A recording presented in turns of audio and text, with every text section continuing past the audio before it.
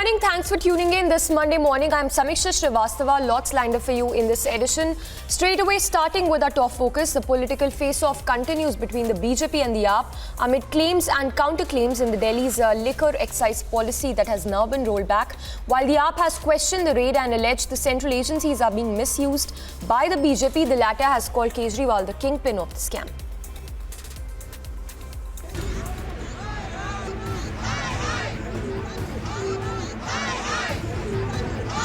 The political face-off continues between the BJP and AAP amid claims and counter-claims in the Delhi liquor excise policy scam.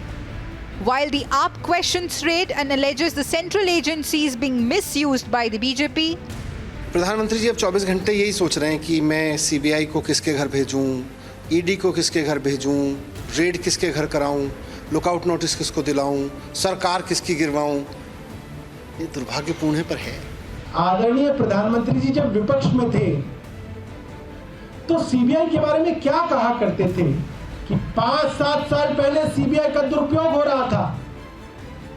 केंद्र सरकार CBI में गुजरात के मंत्रियों को jail में डाल रही थी।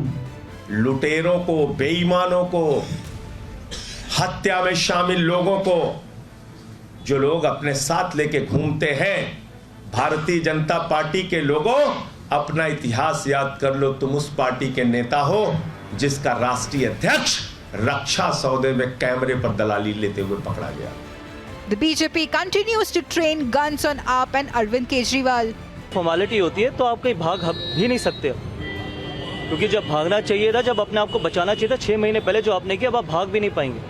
ठीक है, ये जो न्यूयॉर्क टाइम्स में ऐड दिखाना, ये जो बाकी चीज़ें करना, ये भोली सी शक्ल सीएम लेके आनी, ठीक है, हर चीज़ झूठ बोलना, बहुत वक्त हो गया, 7 साल हो गए।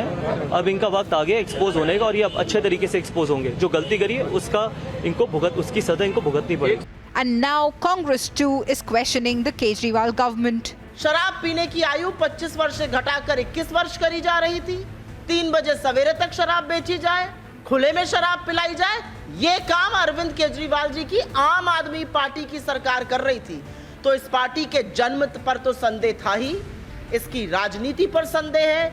And though Delhi Deputy Chief Minister Manish Sisodia claims vendetta, ये कह रहे हैं कि भाई इतने हजारों करोड़ का घोटाला हुआ है, सीबीआई भेजी, 14 घंटे रेड कराई, मैं सुबह सो के उठाता तभी सीबीआई पहुंच गई वहाँ पे।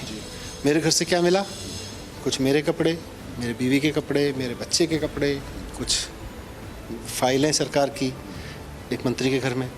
इसके अलावा क्या ले गए? वो उनको ले गए, मेरा कंप्यूटर ले गए, मेरे घर से कोई नोट निकले, मेरे घर से कुछ ऐसी चीज़ें निकली। क्या निकला? कुछ भी नहीं निकला। एक पैसे के भ्रष्टाचार का कोई सबूत नहीं निकला।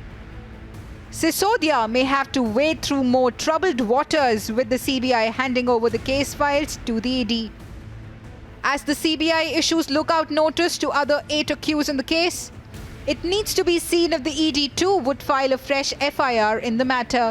जिसको स्वास्थ्य, चिकित्सा, दवाई, बेड और ऑक्सीजन पर ध्यान देना था, अरविंद केजरीवाल की भ्रष्टाचारी कलम आबकारी नीति पे दस्तखत करने में लगी थी। मनीष सिसोदिया